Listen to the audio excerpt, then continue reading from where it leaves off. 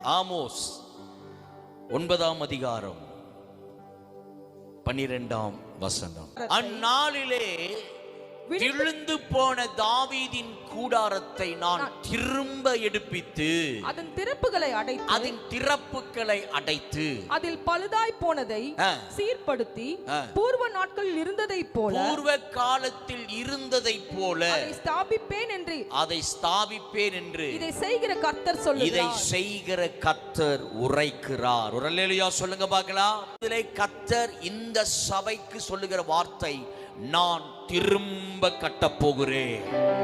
நல்ல தலைக்கு மேல கையை தட்டி கர்த்தருடைய நாமத்தை மகிமைப்படுத்துங்க. நான் திரும்ப கட்டப் போகிறேன்.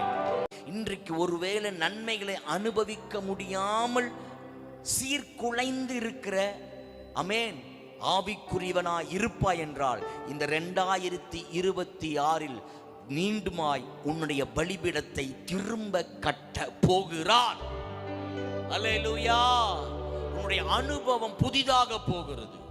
ஆமென். உன்னுடைய ஆவிக்குரிய வாழ்க்கையின் முன்னேற்றம் புதிதாக போகிறது. சொன்ன காரியத்தை அவர் நிறைவேற்றுகிற வரை அவர் உன்னோடு கூட இருந்து இந்த வாக்கு தத்தத்தை உனக்கு ஞாபகப்படுத்தி கொண்டே இருப்பார்.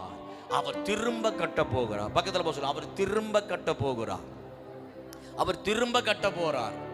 அல்லேலூயா.